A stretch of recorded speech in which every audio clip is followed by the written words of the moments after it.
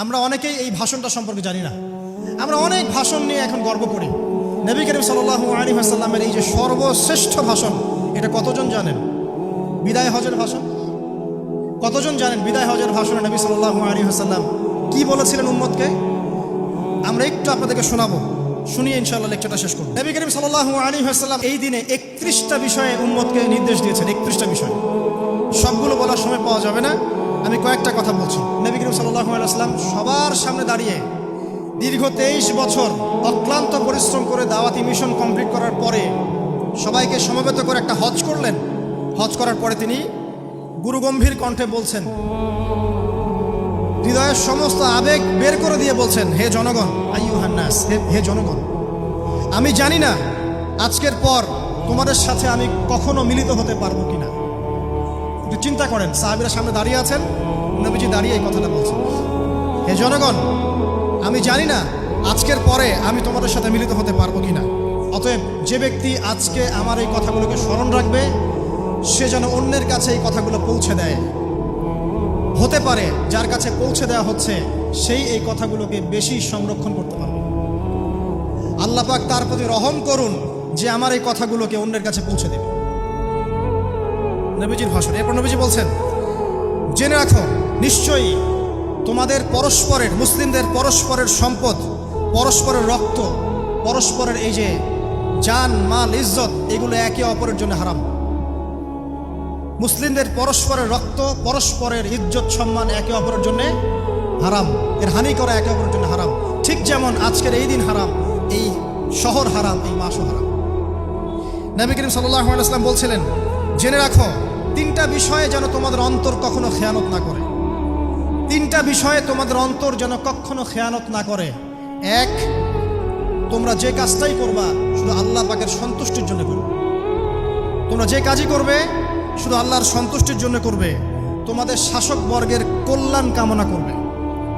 তোমাদের শাসক বর্গের কল্যাণ কামনা করবে। 3 নাম্বার, মুসলিমদের জামাতকে আঁকড়ে ধরে রাখবে। মুসলিমদের ইউনাইটেড কমিউনিটিকে আঁকড়ে ধরে থাকবে। এই 3টা বিষয় পালনের ক্ষেত্রে তোমাদের অন্তর যেন খেয়ানত না করে। এদিন সূর্য ঢলে যাওয়ার পরে নবী সাল্লাল্লাহু আলাইহি ওয়াসাল্লাম আরো বললেন, শুনে রাখো হে মানব জাতি, এটা ভালো করে শোনেন, শুনে রাখো হে মানব জাতি, নিশ্চয়ই আমি মুহাম্মদ সাল্লাল্লাহু আলাইহি ওয়াসাল্লাম জাহেলি যুগের যত কুপ্রথা আছে সমস্ত কুপ্রথাকে আমার পায়ের তলে পিষ্ট করে গেল। জাহেলি যুগে কি ছিল ভাই? শিরিক ছিল, সুদ ছিল, মাদক ছিল, নারীর অবমাননা ছিল, কন্যা সন্তানকে দাফন করা হতো, রক্তক্ষয়ী, হানাহানি, মারামারি, কাটাকাটি ছিল। এগুলো সব কিছুকে আমি আমার পায়ের তলে দাফন করে গেলাম। এটা কি দাফন হয়েছে? তিনি বলছেন, নিশ্চয়ই আমি জাহেলি যুগের সুদকে আমার পায়ে তলে পিষ্ট করে যাচ্ছি। সর্বপ্রথম যার সুদ আমি পিষ্ট করছি তিনি হচ্ছেন আব্বাস ইবনে আব্দুল মুত্তালিব, আমার চাচার সুদ। নিজের পরিবার থেকে দৃষ্টান্ত স্থাপন করলেন। তিনি আরো বললেন, হে উপস্থিত জনগণ, তোমরা মেয়েদের ব্যাপারে সতর্ক থাকবে এবং তোমাদের স্ত্রীদের ব্যাপারে সতর্ক থাকবে, তাদের হকের ব্যাপারে সতর্ক থাকবে, কেননা তোমরা তাদেরকে আল্লাহর কালিমার মাধ্যমে হালাল করে নিয়েছো। অতএব তাদের ব্যাপারে তোমরা সতর্ক থাকবে। তোমাদের উপর তাদের হক হচ্ছে তোমরা যা খাবে, যা পরবে, তাদেরকেও তাই খাওয়াবে, তাই পরাবে।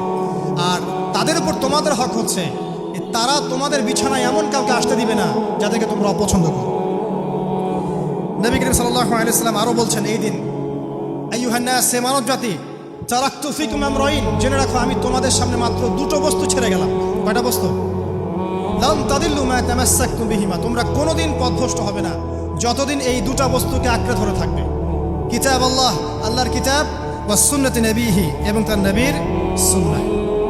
তিনি আরো বললেন, আল মুসলিম, জেনে রাখো প্রকৃত মুসলিম সে ব্যক্তি, মান সালিমাল মুসলিমুনা মিন লিসানিহি ওয়া ইয়াদিহি, যে ব্যক্তির হাত এবং জবান থেকে অন্য মুসলিম নিরাপদ থাকে সেই ব্যক্তি হচ্ছে প্রকৃত মুসলিম। আল মুহাজির, আর প্রকৃত মুহাজির সে ব্যক্তি, মান হাজারা মা নাহাল্লাহু আন, আল্লাহ পাক যা নিষেধ করেছেন সেখান থেকে যে দূরে থাকে সেই ব্যক্তি প্রকৃত মুহাজির, মানে হিজরতকারী। তিনি আরো বললেন, মনে রেখো আমি তোমাদের সবার আগে হাউজে কাউসারে চলে যাব, সুবহানাল্লাহ, এবং সেখানে আমি তোমাদের জন্য অপেক্ষা করতে থাকবো। অতএব শোনেন, অতএব তোমরা আমার চেহারাকে কালিমালিপ্ত করো না, মানে আমার চেহারায় কালিমা লিপ্ত করো না, আমার নাম নষ্ট করে দিও না। আমি তোমাদের সংখ্যাধিক্য দেখে আল্লাহর কাছে গর্ব করব, আমাকে তোমরা অপমানিত করো না। আজকে কি আমরা তার দায়িত্ব পালন করে উম্মাহ হতে পেরেছি? নবীজি বলেছেন, তা আমার চেহারাকে কালিমা লিপ্ত করো না। সুবহানাল্লাহ। তিনি বলছেন, ওই সময় কিছু মানুষ থেকে আমি মুক্ত হয়ে যাব, আর কিছু মানুষ আমার থেকে মুক্ত হয়ে যাবে। বলা হলো, কারা ইয়া রাসূলুল্লাহ? তিনি বলছেন, আল্লাহ পাককে আমি বলবো, ইন্নাহুম মিন্নি, হে আল্লাহ, এরা আমার উম্মাহ, এরা আমার উম্মত, আমার সাহাবী। আল্লাহ পাক বলবেন, ইন্নাকা লা তাদরি মা আহদাসা বা'দাক, তুমি জানো না হে নবী, তোমার মৃত্যুর পর এই মানুষগুলো, পরবর্তী মানুষগুলো তোমার দিনের মধ্যে কত বেদাত সংযোজন করেছিল।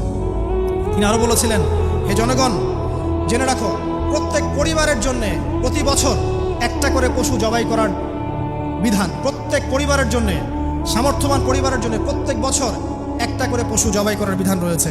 তিনি আরো বললেন, মনে রাখো, একজনের অপরাধের শাস্তি আর একজন কখনো পাবে না। আর বাবার দোষে ছেলে কখনো দুষ্ট হবে না, ছেলের দোষে বাবাও কখনো অপরাধী হবে না। তিনি আরো বললেন, জেনে রাখো হে মানব জাতি, নিশ্চয়ই শয়তান এই বিষয় থেকে নিরাশ হয়ে গেছে যে তোমরা শয়তানের ইবাদত করবে। শয়তান নিরাশ হয়ে গেছে, কিন্তু শয়তান নিরাশ হয়নি একটা বিষয় থেকে, যে তোমরা একে অপরে হানাহানি, কাটাকাটি, ফিতনা, ফাসাদে ব্যস্ত থাকবে, যেমনটা এখন আমরা করছি। আমরা কিন্তু সরাসরি কখনো শয়তানের ইবাদত করছি না, করছি? কিন্তু মুসলিমরা এখন পরস্পরে হানাহানি, কাটাকাটি, ফাসাদে লিপ্ত আছে। তিনি আরো বললেন যে একজন মুসলিমের জন্য হালাল নয় অন্য মুসলিমের সম্পদ আত্মসাৎ করা, যতক্ষণ না সে স্বেচ্ছায় খুশি মনে তোমাকে সম্পদ প্রদান করে।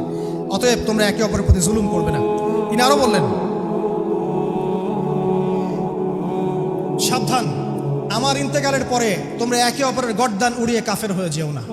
সাবধান, আমার ইন্তেকালের পর তোমরা একে অপরের গর্দান উড়িয়ে কাফের হয়ে যেও না। তিনি আরো বলেছেন, একজন মুসলিম আরেকজন মুসলিমকে গালি দিতে পারে না। যদি একজন মুসলিম আরেকজন মুসলিমকে গালি দেয়, এটা হচ্ছে ফাসিকি। এবং একজন মুসলিম যদি আরেকজন মুসলিমের সাথে যুদ্ধ করে, এটা হবে এক প্রকার কুফরি। তিনি আরো বলেছেন, হে জনগণ, জেনে রাখো, আমার পরে কোনো নবী নেই, আর আমার পরে তোমরা ব্যতীত আর কোনো উম্মত নেই। এর চেয়ে স্পষ্ট কথা হতে পারে? আমার পরে কোনো নবী নেই, আর আমার পরে তোমরা ছাড়া কোনো উম্মত নেই। তাহলে আমরা যখন নতুন নতুন নবী বানিয়ে নিচ্ছি, কোনো ক্ষেত্রে বলছি, একজন ব্যক্তি ছিলেন, সে নিজে ঈসাও ছিল, সে মাহদিও ছিল, সে নবীও ছিল। দিন দিন মানুষ এই খাতায় নাম লেখাচ্ছে। সুবহানাল্লাহ। সর্বশেষ তিনি বললেন যে, যদি তোমাদের উপরে, হে মানব জাতি, জেনে রাখো, যদি তোমাদের উপরে একটা নাক কাটা কালো কুৎসিত কোনো আমির বা শাসকও চলে আসেন, এবং সে যদি তোমাদেরকে আল্লাহর রাস্তায়, আল্লাহর কিতাব সুন্নাহ অনুযায়ী পরিচালিত করেন, তোমরা অবশ্যই তার আনুগত্য করবে, তার বিরুদ্ধে বিদ্রোহ করবে, তার আনুগত্য করবে। জেনে রাখো, শেষে তিনি জেনে রাখো, হে মানব জাতি, আজকে থেকে কুল্লুকুম মিন আদম, তোমরা সবাই আদম সন্তান, ও আদামু মিন তুরাব, আর আদম হচ্ছে মাটির সন্তান। আরবের উপর অনারবের, অনারবের উপর আরবের, সাদার উপর কালোর, কালোর উপর সাদার, লালের উপর কালোর, অথবা কালোর উপর লালের কোনো রকম প্রাধান্য নাই। ইল্লা তাকওয়া, শুধু তাকওয়া ব্যতীত। যে ব্যক্তি বেশি মুত্তাকি, সে আল্লাহর কাছে বেশি মর্যাদার অধিকারী হবে ইনশাআল্লাহ তাআলা। সর্বশেষ তিনি আঙ্গুলটা উঁচু করলেন, নিজের শাহাদাত আঙ্গুল উঁচু করে আকাশের দিকে তাকালেন, এরপর জনগণের দিকে তাকালেন, তাকিয়ে বললেন যে, তোমাদের ব্যাপারে, হে জনগণ, তোমাদের ব্যাপারে আমাকে আল্লাহ জিজ্ঞাসা করবেন। ফামা আনতুম কাইলুন, তোমরা ওই সময় কি বলবে আমার সম্পর্কে? তখন সাহাবীরা বললেন, আমরা বলবো যে আপনি বাল্লাগতা রিসালাতাক, আপনি আপনার রিসালাত পৌঁছে দিয়েছেন, ওয়াজ্জা আমানাতাক, আপনার আমানত পূর্ণ করেছেন, ওয়া নাসাহতা উম্মাতাক, এবং আপনি আপনার উম্মতকে নসিহত করেছেন। এরপরে তিনি আকাশের দিকে তাকিয়ে বললেন, আল্লাহুম্মা ফাশহাদ, হে আল্লাহ আপনি সাক্ষী থাকেন। আল্লাহুম্মা ফাশহাদ, হে আল্লাহ আপনি সাক্ষী থাকেন। আল্লাহুম্মা ফাশহাদ, হে আল্লাহ আপনি সাক্ষী থাকেন যে আমি আমার দায়িত্ব পৌঁছে দিয়েছি। এরপরে নাজিল হলো, আল ইয়াউমা আকমালতু লাকুম দীনাকুম ওয়া আতমামতু আলাইকুম নি'মাতি ওয়া রাদিতু লাকুমুল ইসলামা দীনান। এই হলো বিদায় হজ, আজকের এই আরাফার প্রেক্ষাপট। আমরা কতজন এটা নিয়ে চিন্তা করেছি? 1 মিনিট একটু বলে শেষ করি। দেখেন, শেষ ওসিয়ত যেগুলো হয় মানুষের, এটা খুব হৃদয় বিদারক হয় না? বাবা ইন্তেকাল করছেন, সন্তানের জন্য ওসিয়ত করে যাচ্ছেন, মাকে দেখিস, ইত্যাদি ইত্যাদি। হৃদয় বিদারক হয় না? মানুষ সারা জীবন মনে রাখে না? বাট আমরা, আমাদের এই নেশন, এই উম্মাহ, নবী সাল্লাল্লাহু আলাইহি সাল্লাম উম্মাহ বলে আমরা যারা দাবি করছি, আমাদের মধ্যে বেশিরভাগ মানুষ নবী সাল্লাল্লাহু আলাইহি সাল্লামের শেষ এই নসিহতগুলো ভুলে গেছি আমরা। নসিহতগুলোর মধ্যে সবচেয়ে ইম্পর্টেন্ট ছিল শিরক থেকে দূরে থাকা, সুদ থেকে দূরে থাকা, মুসলিম মুসলিম ভেদাভেদ না করা, শাসকের কল্যাণ কামনা করা, বিদ্রোহ না করে শাসককে উত্তম নসিহত করা।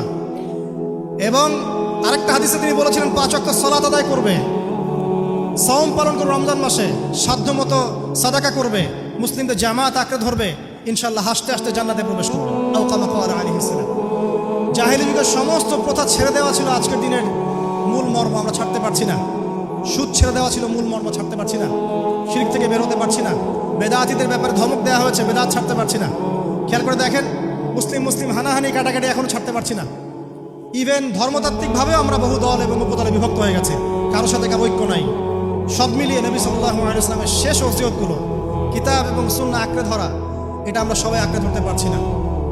আজকের এই দিবসগুলো এই জন্যই আল্লাহ পাক বারবার ফিরিয়ে দেন, যাতে করে এগুলো নিয়ে আলোচনা হয়, আমরা এগুলো জানতে পারি এবং আমল করতে পারি, এই চেতনাগুলো লালন করতে পারি, নিজেরাও শিখি, পরিবারকেও শেখাই, আগামী প্রজন্মকেও শেখাই ইনশাআল্লাহ তাআলা। আশা করছি ইনশাআল্লাহ আমরা যদি নাও পারি, একসময় এমন একটা প্রজন্ম আসবে যারা নবী সাল্লাল্লাহু আলাইহি ওয়াসাল্লামের উম্মার মতো উম্মাহ হবে ইনশাআল্লাহ।